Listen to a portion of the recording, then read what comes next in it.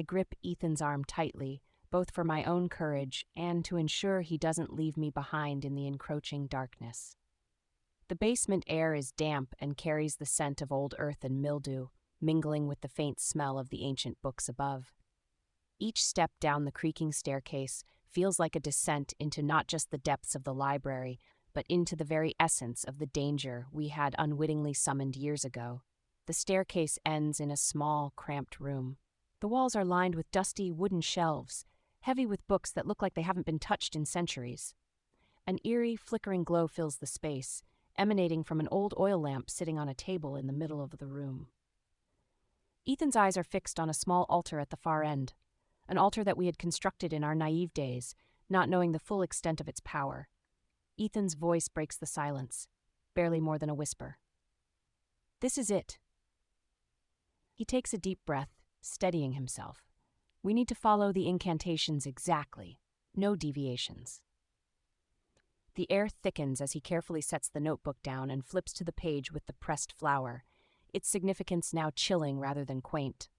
My eyes trace over the cryptic symbols, their meanings just on the edge of my subconscious, teased out by fragments of Old English mixed with an even older, unrecognizable language. "We'll need the relics," he says, pointing to a small chest on the floor.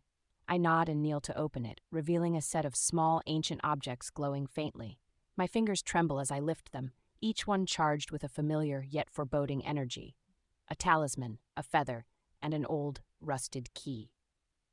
We place them as we did before, Ethan instructs, and I carefully set them in their respective places on the altar. Everything feels surreal, as if time itself is being twisted around us. Ethan begins chanting softly, his voice rising and falling in a rhythm that resonates with the peculiar symbols on the page.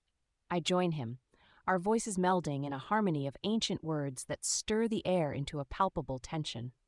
The walls seem to breathe with us, each syllable drawing us closer to the climax of our spell. Suddenly, the room grows colder. The flickering lamp dims, casting long, distorted shadows. A low, guttural growl reverberates from the darkness, confirming our greatest fears. We have summoned it. "Hold steady," Ethan commands, without a trace of the earlier tremor in his voice. "We need to finish this." I tighten the grip on the last relic in my hand and prepare to face the consequences of our past mistakes. As Ethan's chanting gains intensity, so does my focus, every fiber of my being attuned to the ancient words vibrating through the room. The growl intensifies, making the ground beneath us shudder. The air turns bitterly cold, our breath visible in ghostly puffs. Without warning, a shadowy figure emerges from the darkness, its form shifting and contorting unnaturally. Its eyes, twin orbs of malevolent light, lock onto us with an otherworldly hatred. Ethan's voice barely wavers. Even as he glances at me, the weight of our shared responsibility hanging heavily in the air. "The final relic," he breathes, eyes now fixed on the abyssal creature advancing towards us.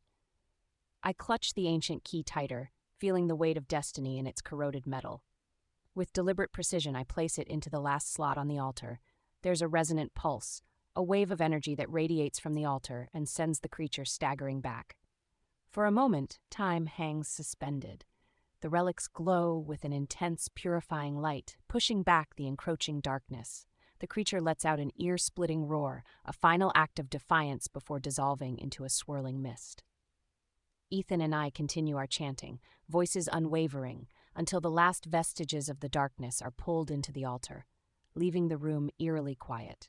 In the aftermath, we collapse to our knees, the tension melting away. We exchange a look, a mixture of relief and the haunting realization of the forces we've meddled with. "We did it," Ethan whispers, though his voice carries an undertone of caution. "The relics lie dormant once more, but the memory of their power will forever linger in the back of our minds."